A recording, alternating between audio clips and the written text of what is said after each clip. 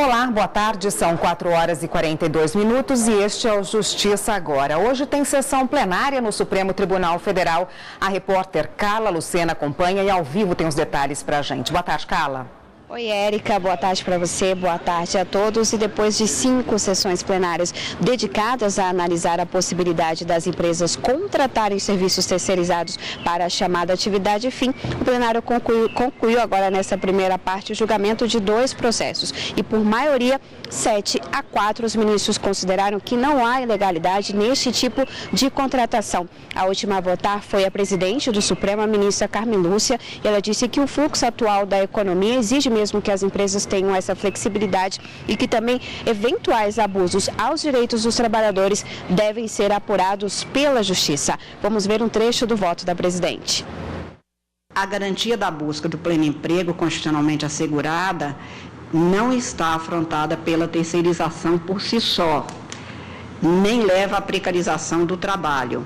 Se não permitir a terceirização garantisse por si só o pleno emprego, nós não teríamos o quadro brasileiro que temos nos últimos anos, com este número de desempregados, que isto sim afronta a dignidade de todo aquele que, precisando, procura um emprego e não encontra muitas vezes forma de trabalho.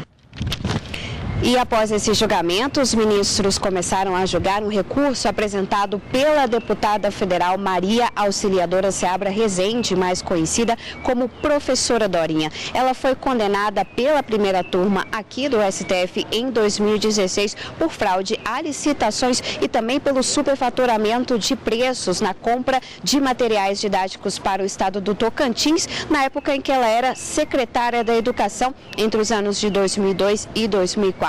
Então, na volta do intervalo, os ministros retomam o julgamento dessa análise e lembrando que a cobertura completa da sessão plenária de hoje você acompanha logo mais no Jornal da Justiça, segunda edição. Volto com você, Érica.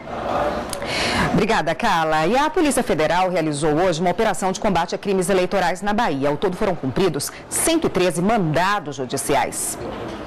Entre os investigados, um ex-deputado estadual, ex-vereadores e assessores.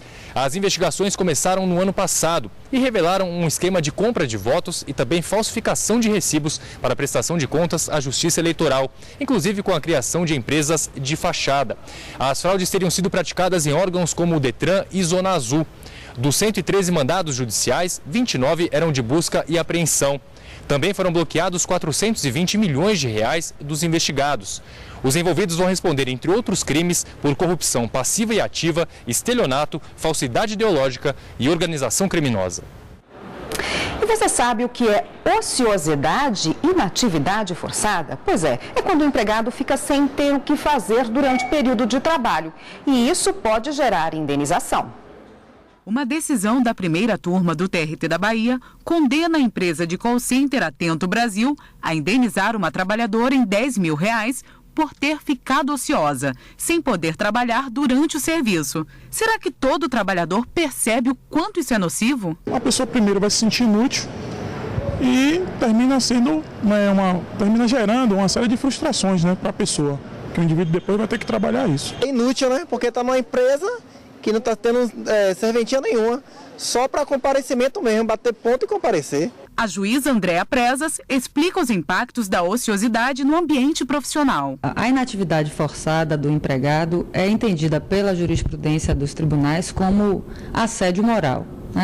Porque há o direito ao trabalho. O empregado ele vai para a empresa, ele vai prestar serviços, então o empregador tem que dar trabalho.